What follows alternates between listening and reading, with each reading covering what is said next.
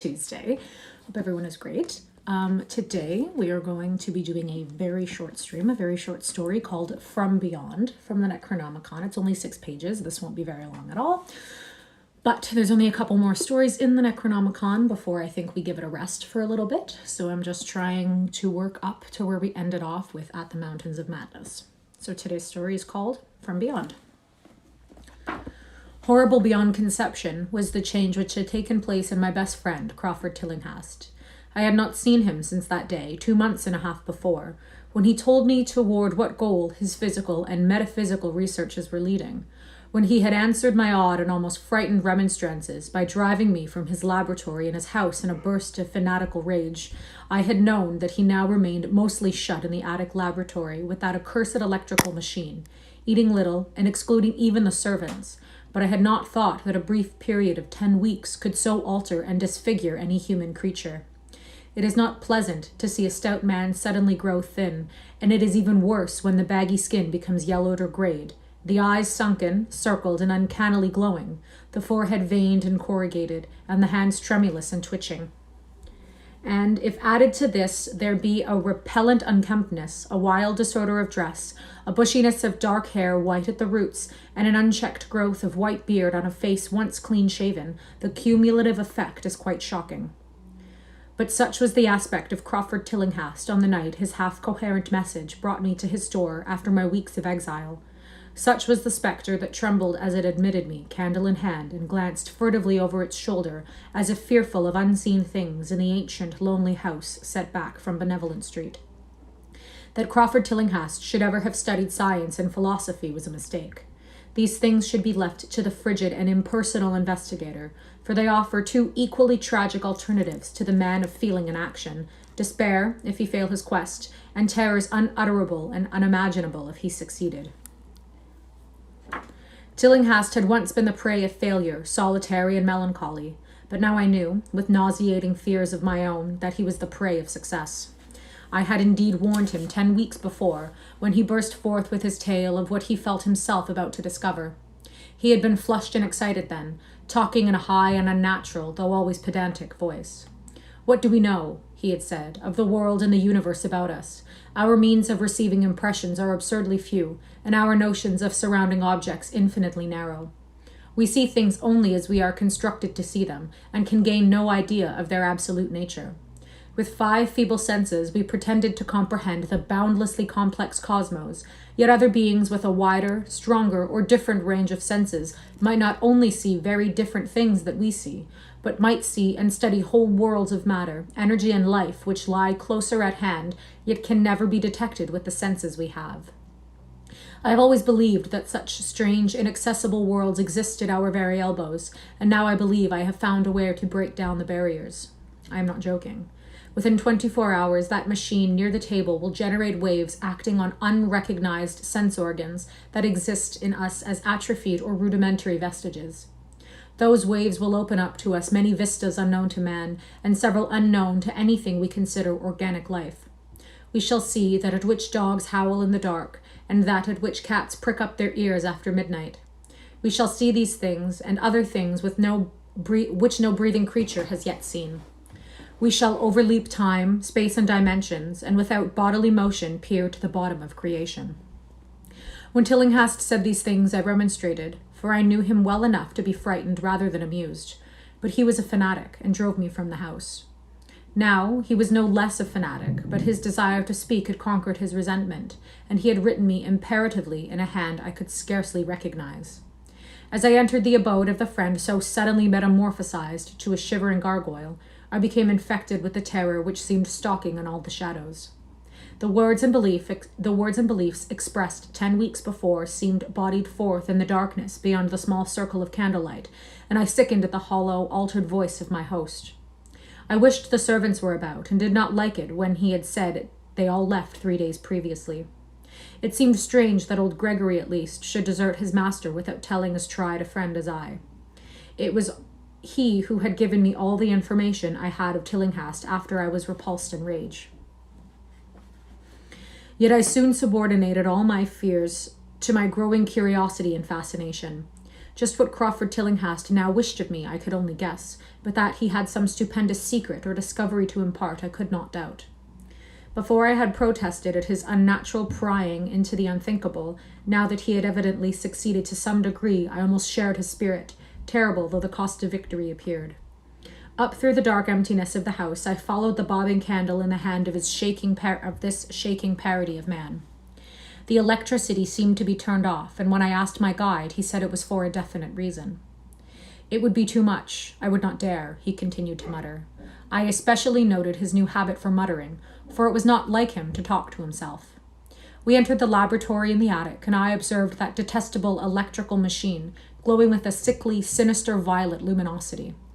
It was connected with a powerful chemical battery, but seemed to be receiving no current, for I recalled that it is in experimental stage, and it had sputtered and purred when in action. In reply to my question, Tillingast mumbled that this permanent glow was not electrical in any sense that I could understand. He now seated me near the machine so that it was on my right, and turned a switch somewhere below the crowning cluster of glass bulbs. The usual sputtering began, turned to a whine, and terminated in a drone so soft as to suggest a return to silence. Meanwhile, the luminosity increased, waned again, and then assumed a pale, outre color or blend of colors, which I could neither place nor describe. Tillingast had been watching me and noted my puzzled expression. "Do you know what it is?" he whispered. "That is ultraviolet." He chuckled oddly at my surprise. "You thought ultraviolet was invisible, and so it is, but you can see that and many other invisible things now. Listen to me. The waves from that thing are waking 1,000 sleeping senses in us, senses which we inherit from eons of evolution, from the state of detached electrons to the state of organic humanity. I have seen the truth, and I intend to show it to you. Do you wonder how it will seem? I will tell you." Here, Tillingast seated himself directly opposite me, blowing out his candle and staring hideously into my eyes. "Your existing sense organs, ears first, I think, will pick up many of the impressions, for they are closely connected with the dormant organs. Then there will be others. You have heard of the pineal gland? I laugh at the shallow endocrinologist, a fellow dupe and fellow parvenu of the Freudian. That gland is the great sense organ of organs. I have found it. It is like sight in the end, and transmits visual pictures to the brain. If you are normal, that is the way you ought to get most of it. I mean, get most of the evidence from beyond." I looked about the immense attic room with the sloping south wall, dimly lit by rays which the everyday eye cannot see. The four corners were all shadows, and the whole place took on a hazy unreality, which obscured its nature and invited the imagination to symbolism and phantasm. During the interval that Tillingast was silent, I fancied myself in some vast, incredible temple of long-dead gods, some vague edifice of innumerable black stone columns reaching up from a floor of damp slabs to a cloudy height beyond the range of my vision. The picture was very vivid for a while, but gradually gave way to a more horrible conception, that of utter, absolute solitude in infinite, sightless, soundless space. There seemed to be a void, and nothing more, and I felt a childish fear which prompted me to draw from my hip pocket the revolver I always carried after dark since the night I was held up in East Providence. Then, from the furthermost regions of remoteness, the sound softly glided into existence. It was infinitely faint, subtly vibrant, and unmistakably musical, but held a quality of surpassing wildness which made its impact feel like a delicate torture of my whole body. I felt sensations like those ones feel when accidentally scratching ground glass. Simultaneously, there developed something like a cold draft, which apparently swept past me from the direction of the distant sound. As I waited breathlessly, I perceived that both sound and wind were increasing, the effect being to give me an odd notion of myself as tied to a pair of rails in the path of gigantic approaching locomotives. I began to speak to Tillingast, and as I did so, all the unusual impressions abruptly vanished. I saw only the man, the glowing machines, and the dim apartment. Tillingast was grinning repulsively at the revolver, which I had almost unconsciously drawn, but from his expression I was sure he had seen and heard as much as I, if not a great deal more. I whispered what I had experienced, and he bade me to remain as quiet and receptive as possible. "Don't move," he cautioned. For in these rays we are able to be seen as well as to see. I told you the servants left, but I didn't tell you how.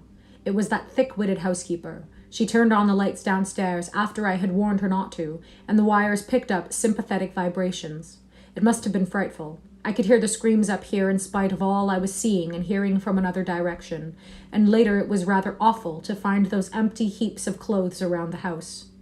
Mrs. Updike's clothes were close to the front hall switch. That's how I know she did it. It got them all. But so long as we don't move, we're fairly safe. Remember, we're dealing with a hideous world in which we are practically helpless. Keep still. The combined shock of the revelation and of the abrupt command gave me a kind of paralysis, and in my terror, my mind again opened up to the impressions coming from what Tillingast called beyond.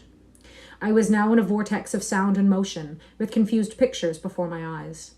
I saw the blurred outlines of the room, but from some point in space there seemed to be pouring a seething column of unrecognizable shapes or clouds, penetrating the solid roof at a point ahead and to the right of me. Then I glimpsed the temple-like effect again, but this time the pillars reached up into an aerial ocean of light, which sent down one blinding beam along the path of the cloudy column I had seen before. After that, the scene was almost wholly kaleidoscopic, and in the jumble of sights, sounds, and unidentified sense impressions, I felt that I was about to dissolve or, in some way, lose the solid form. One definite flash I shall always remember. I seemed for an instant to behold a patch of strange night sky filled with shining, revolving spheres, and as it receded, I saw that the glowing suns formed a constellation or galaxy of settled shape, this shape being the distorted face of Crawford Tillingast. At another time, I felt the huge animate things brushing past me and occasionally walking or drifting through my supposedly solid body, and I thought I saw Tillingast look at them as though his better trained senses could catch them visually. I recalled what he had said of the pineal gland and wondered what he saw with this preternatural eye. Suddenly, I myself became possessed by a kind of augmented sight. Over and above the luminous and shadowy chaos arose a picture which, though vague, held the elements of consistency and permanence. It was indeed somewhat familiar, for the unusual part was superimposed upon the usual terrestrial scene, much as a cinema view may be thrown upon the painted curtain of a theatre. I saw the attic laboratory, the electrical machine, and the unsightly form of Tillingast opposite me, but of all the space occupied by familiar objects, not one particle was vacant. Indescribable shapes, both alive and otherwise, were mixed in disgusting disarray, and close to every known thing were whole worlds of alien unknown entities. It likewise seemed that all the known things entered into the composition of other unknown things, and vice versa. Foremost, among the living objects were inky, jellyfish monstrosities, which flabbily quivered in harmony with the vibrations from the machine. They were present in loathsome profusion, and I saw to my horror that they overlapped, that they were semi-fluid and capable of passing through one another, and through what we know as solids. These things were never still, but seemed ever floating about with some malignant purpose. Sometimes they appeared to devour one another, the attacker launching itself at its victim and instantaneously obliterating the latter from sight. Shudderingly, I felt that I knew what had obliterated the unfortunate servants, and could not exclude the thing from my mind as I strove to observe other properties of the newly visible world that lies unseen around us. But Tillingast had been watching me and was speaking. You see them? You see them? You see the things that float and flop about you and through your every moment of life? You see the creatures that form what men call the pure air and the blue sky? Have I not succeeded in breaking down the barrier? Have I not shown you worlds that no other living men have seen? I heard his scream through the horrible chaos and looked at the wild face thrust so offensively close to mine. His eyes were pits of flame, and they glared at me with what I now saw was overwhelming hatred. The machine droned detestably. You think those floundering things wiped out the servants? Fool, they are harmless. But the servants are gone, aren't they? You tried to stop me. You discouraged me when I needed every drop of encouragement I could get. You were afraid of the cosmic truth, you damned coward, but now I've got you. What swept up the servants? What made them scream so loud? Don't know, eh? You'll know soon enough. Look at me. Listen to what I say. Do you suppose there are really any such things as time and magnitude? Do you fancy there are such things as form or matter? I tell you, I have struck depths that your little brain can't picture. I have seen beyond the bounds of infinity and drawn down demons from the stars. I have harnessed the shadows that stride from world to sow death and madness. Space belongs to me, do you hear? Things are hunting me now, the things that devour and dissolve, but I know how to elude them. It is you they will get, as they got the servants. Stirring, dear sir? I told you it was dangerous to move. I have saved you so far by telling you to keep still, saved you to see more sights and to listen to me. If you had moved, they would have been at you long ago. Don't worry, they won't hurt you. They didn't hurt the servants. It was the seeing that made the poor devil scream so. My pets are not pretty, for they come out of places where aesthetic standards are very different. Disintegration is quite painless, I assure you, but I want you to see them. I almost saw them, but I knew how to stop. You are curious? I always knew you were no scientist. Trembling, eh? Trembling with anxiety to see the ultimate things I have discovered. Why don't you move then? Tired? Well, don't worry, my friend, for they are coming. Look! Look! Curse you, look! It's just over your left shoulder.